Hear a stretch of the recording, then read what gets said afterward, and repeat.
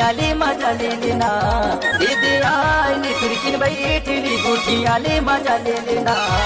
तोर माया की हम दीवाना, माया दीदी माया ले लेना, माया की हो क्यों दीवाना, माया दीदी माया दे देना। Mix by DJ Pintu Yadav Khulpar वाले।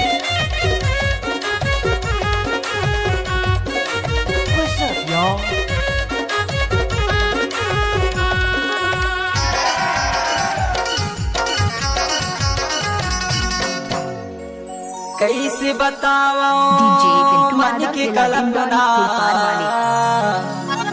सुनैया नहीं है कोनो, ओए डीजे बजा दे। तोर बिना मुला नहीं सुहावे, जनैया नहीं है कोनो, जनैया नहीं है कोनो। जिला डिंडौरी वाले। दीदी आईली खिड़की बैठली गुठियाले मजा ले लेना, दीदी आईली खिड़की बैठली गुठियाले मजा ले लेना।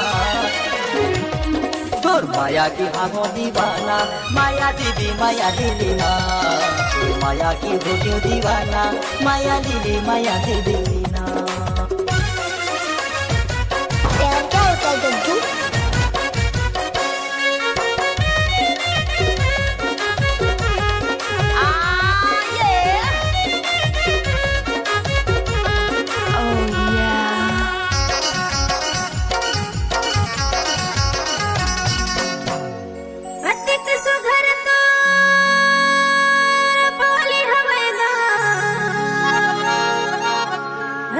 सुघर तोर अतिक सुघर तोर बोली हवेगा,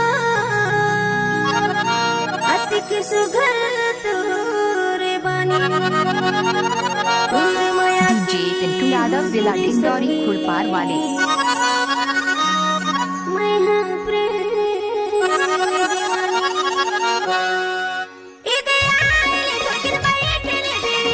डीजे पिंटू यादव